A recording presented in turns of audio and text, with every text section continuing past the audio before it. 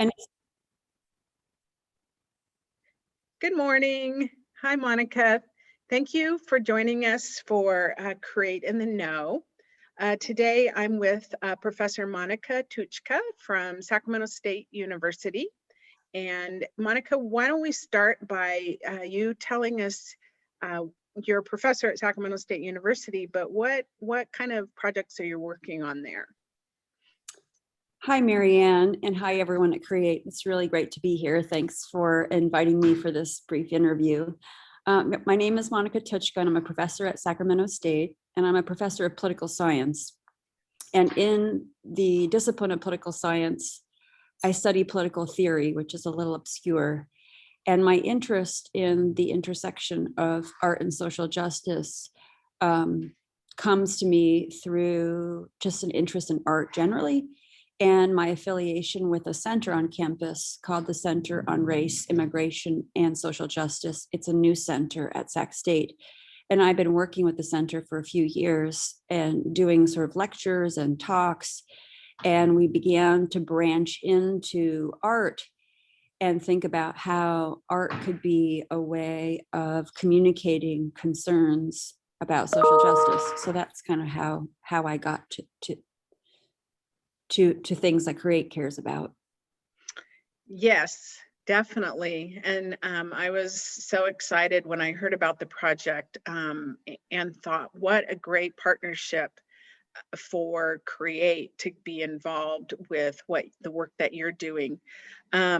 So out of that, you came up with this great idea for this art show, a virtual art show, and got a committee together, right? Which I am really proud to be part of.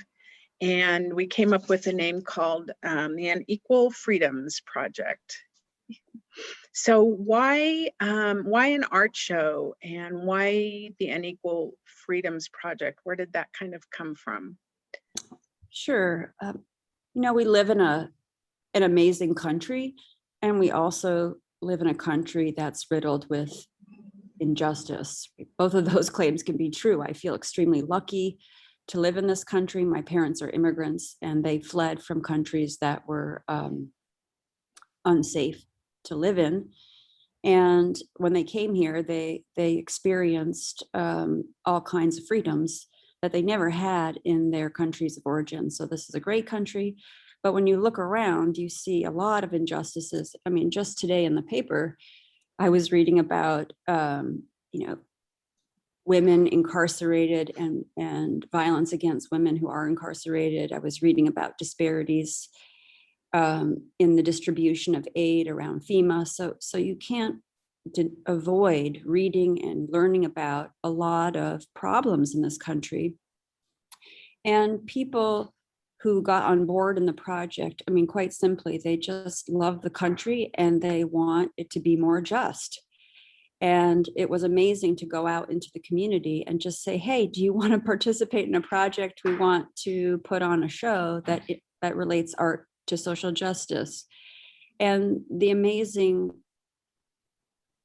commitment people had to the project, because they too have a sort of awareness and an acknowledgement that they live in a great place that has a lot of problems. Mm-hmm. And I think some people don't know what to do when it comes to these injustices. I mean, people are very busy. They have families. They don't have a lot of time. So sometimes they say they don't have time to do anything. Or sometimes folks say, it's not my job. It's the government's job to handle this. Other folks feel powerless, because what can one individual do when they see these deep problems in our society? And so CRISJ, this Center on Race, Immigration, and Social Justice, thought it would be a great idea when I pitched it to sort of try to use art to give voice to a lot of the concerns we have around whether it's policing, or whether it's around anti-Blackness, or whether it could be immigration, or it could be violence against people of different sexual orientations or different genders, or economic devastation, and how that affects people differently depending on their class or their race. And so the art project was pitched, and it really evolved. I mean, COVID led, initially we thought we were going to have a live event, and a live event on campus, because so many of our students on campus work full time, and they don't really have access to a 7:00 art show. They can't go downtown and spend 2 hours enjoying art because they're working, they're raising families, they're commuting to campus. And so initially we wanted to stage an art event on campus, and to stage it at a time in between class time, so our working students could have 10 minutes of art. And then of course COVID derailed everything, and we thought, well, Yes. what could what could we do that could be compelling from an artistic point of view, but also accommodating to people who are tired of Zoom, tired of online engagement, but also willing to and wanting to look at a show that engages with this question of art and social justice.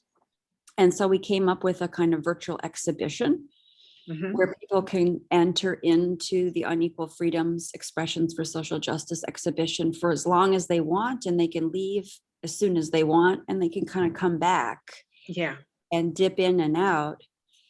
And that isn't sort of a commitment that's an hour and a half long.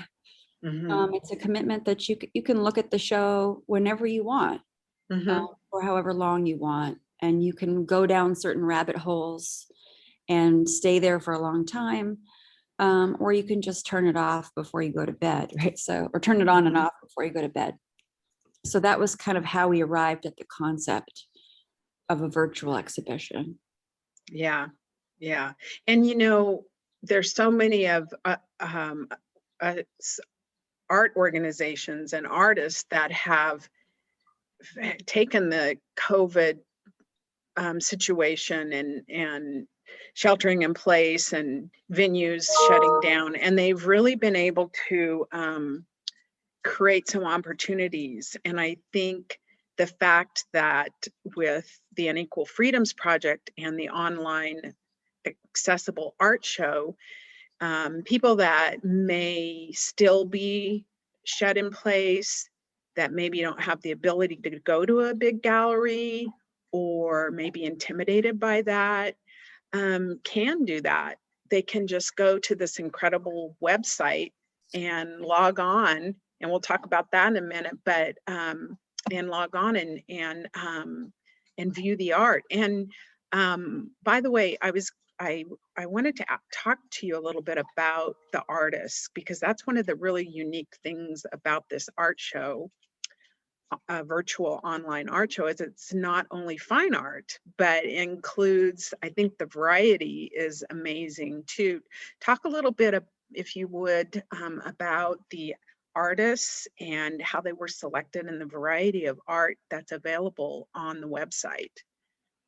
Yeah, I mean, I think you're absolutely right that the art is really diverse, and there are emerging artists, professional artists, fine artists, folks who might identify as people who do crafts, folks who have really just started to do art for the first time.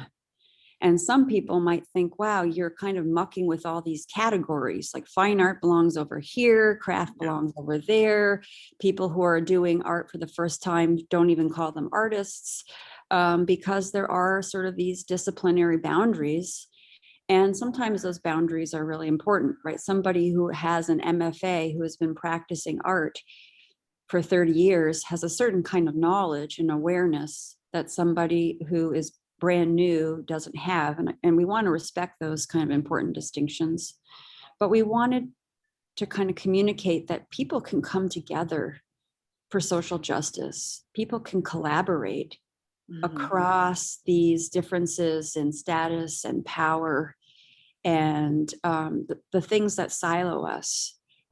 If we remain siloed, we remain alone, and we don't have the kind of efficacy that we have if we say the university can work with the community, and the community can work with individuals, and organizations can work with staff and administrators at the university and students, and we can come together in a show and as a committee and try to acknowledge a lot of differences and not try to erase those, but also attempt to present something that reveals a kind of common humanity and a common message.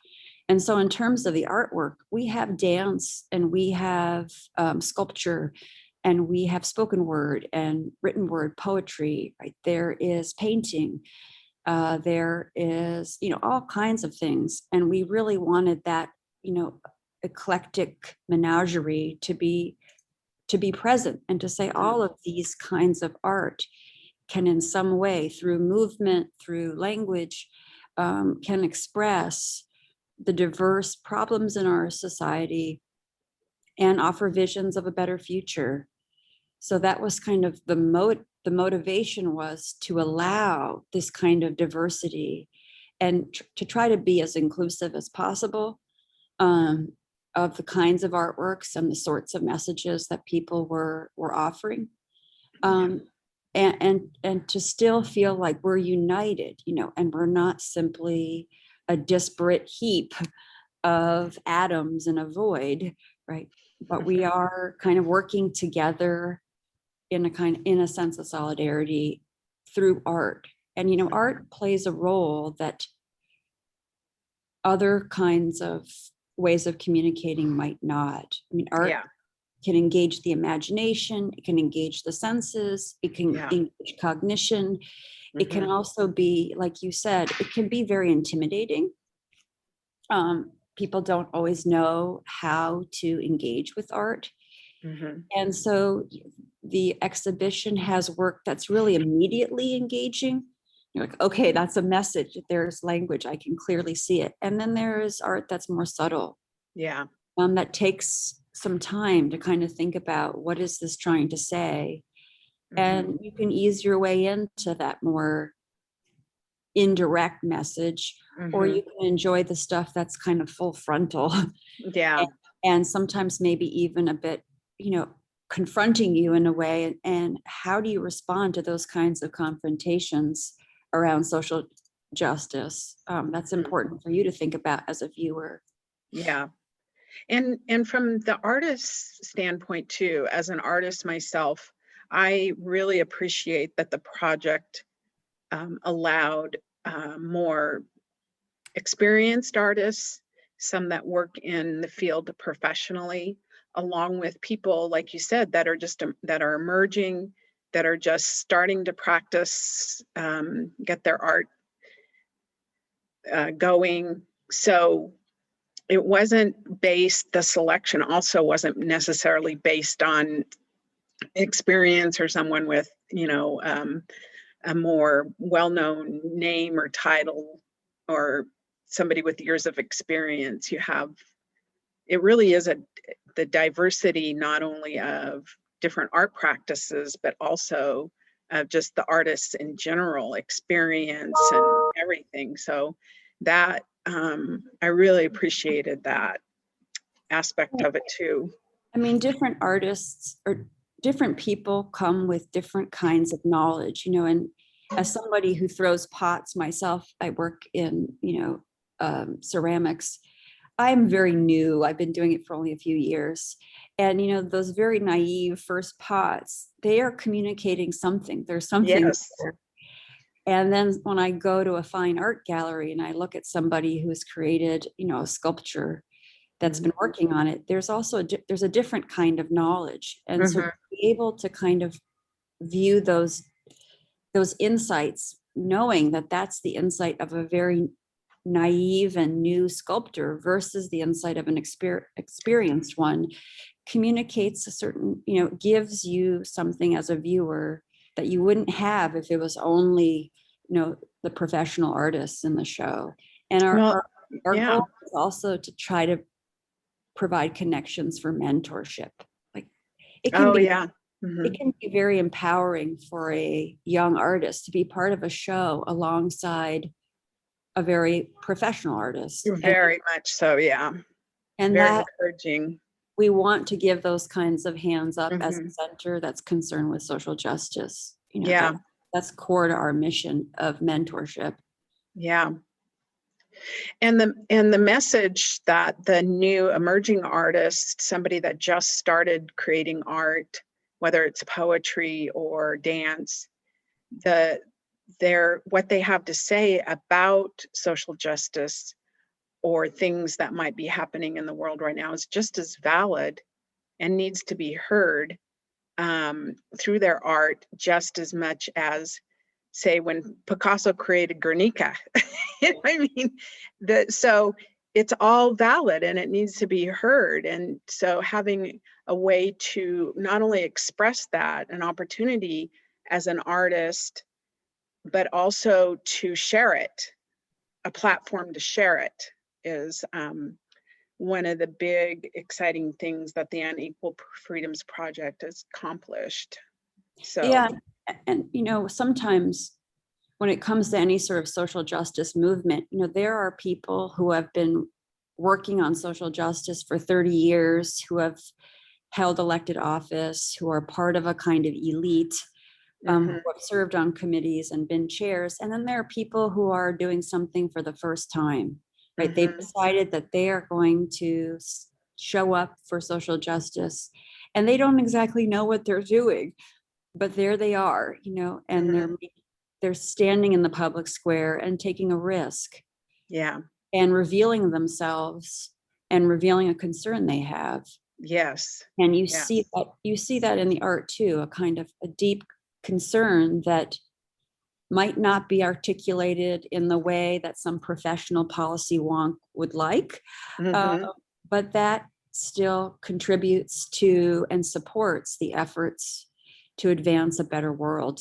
Yes. Right? So like you said, it's valid to sort of take that first step and to show up. Yes. And it's riskier because it's your first time and it's scarier. Whereas the professional, you know, they know the game and how it's played. Yes. Yeah. So share with folks, if you would, how to access the show, and then also I was going to ask what's next for the project. If we know yet, do we know? I mean, I know it was such a labor of love and exhausting, just, you know, getting this first effort off the ground. It's such a great success. So we might not know yet, but we're not done. Yeah, that's right. We're not done. We might not know yet. How do you access this show? Well, there's two ways. There's one way is to go through the official Sac State channel, and that's www.csus.edu/CRISJ. The second way is to just go www.crisj.org, CRISJ, that's crisj.org. And the second way, www.crisj.org, brings you directly to the exhibition. Okay. If you want to go directly to the exhibition, that's great. You can always find out more about CRISJ by going to the About Us page, and that will bring you to the official Sac State site. And CRISJ, that is an acronym for, like you said earlier, I'm just going to repeat it. Center for Race, Immigration, and Social Justice. Yeah, Center on Race. Yep, CRISJ. Yeah. CRISJ. Yep. Okay. Thank you. www.crisj.org. Yep. Correct? That will bring you right to the exhibition. Okay. Or you can go through csusite.edu. Correct. Okay. All right. And in terms of the next project, I know CRISJ right now is working on a kind of literacy empowerment project where literacy is mixed modal, can be through artistic expression. So the goal is to sort of build greater literacy. And it could be through writing or spoken word or via modalities like painting Mhm. and dance and theater and sculpture, etc. So there is a group that's being, Araceli Felice is organizing that. And some people from the Unequal Freedoms Project are transitioning into that group. If you're interested in working on social justice in any way, you can email Chris J and say you want to be on the listserv, because we have monthly meetings and we're always looking for more people in the community to put on talks or lectures.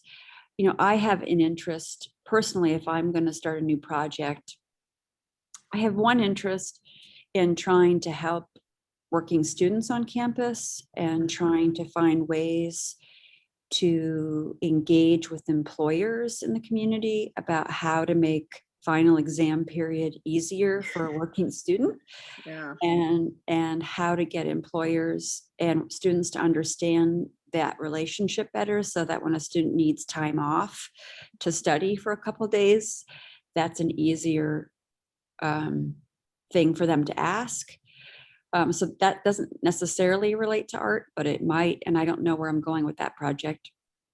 The other project has to do with service workers, and I'm calling it in my mind the More Than Essential project, and that might relate to art. I'd like to go into restaurants in the community and have folks who work in restaurants in District 6 or wherever expose that they're not just working in restaurants, but they're also artists, and they're also have their own projects, and sort of find restaurant tours who are willing to welcome sort of expressions of their employees that they are more than essential, Mm.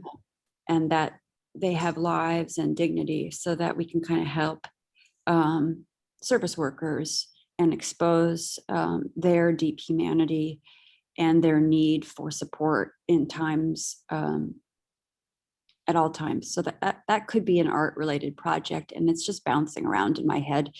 There are other projects that Chris J is doing around mentorship. They do it at a community empowerment fair. So if you're interested in just kind of learning broad, and there's always art in all of the elements, so you can always get involved with Chris J through art in the multiple projects that we're initiating. Great. Well, and once again, that's www.csus.edu/Chris J, which is CRISJ.org. That's right. What is Create up to? Can I ask? Well, we're doing our interviews like this, and we're transitioning. We've been a longtime partner with the university, which has, just been wonderful, and that's not going away. And I'm also planning to do we were doing last year also, something that transitioned us from during the pandemic, is create on the go projects. I've got 2 set for this month. So I'll be teaching, I have one right here, this how to take this little rock and paint on it and make it into a butterfly. We're going to be doing some rock painting. We're going to create Nice. some bugs. Yeah. I like to do projects that, anybody can. I've made paper flowers, we've made hojas dolls, we've done watercolor painting. So, and we're going to continue to do interviews with people in the community that are doing around art, and people in District 6 in South Sacramento, people that are creating art, and people that are supporting artists, such as the Unequal Freedoms projects, and giving artists a platform to share their work. So if you want to learn how to take a rock and make it look like a really cute bug, that'll be next week. Sounds That sounds great to me. Are you going to post that on Yeah, Create? it's going to be on YouTube. I'll post it on our Create District 6 YouTube channel and our Facebook page. Okay, So that sounds wonderful. You know, yeah, reminding people that they are creators and they're artists, and that yes, they can make things with their hands. When we're in a world where everything is passive, we just watch these videos, is so important, right? yes, and that and share, you know, the joy and the fun of something simple that doesn't take. You don't have to go out and spend hundreds of dollars on supplies. That's right. That's always so. Yeah, and you don't have to have a studio or a Yeah, silent place and all the things that a lot of artists, they need, you know, a welding studio to make their work. And that's no, yeah, so accessible for so many people. And there's yeah, so much incredible art you can do with found objects in the world. yep. And like And you said, there's so much joy you can find. mhm, And it's a release from a really hard day. yeah. Well, thank you. It's nice to catch up with you. Thank you for the information. And thank you for all your hard work on the Unequals Freedom Project. It was an honor to be able to be included in that conversation over the past how many months? Several months, lots of months. Lots of months. Marianne, you were a force on that committee. Marianne, I mean, you're a full member of the Creative Arts Subcommittee, and a lot of your contributions really shaped the way the project went. Oh, They really you. fundamentally made us think hard about a lot of different questions. And so without you, Oh, I it would have been appreciate it. possible. So Well, I can't thank you enough. appreciate it. Thank you. And our partnership will continue. Absolutely. Absolutely. All right. Thanks a lot. All right. I will leave now. Okay. Bye-bye.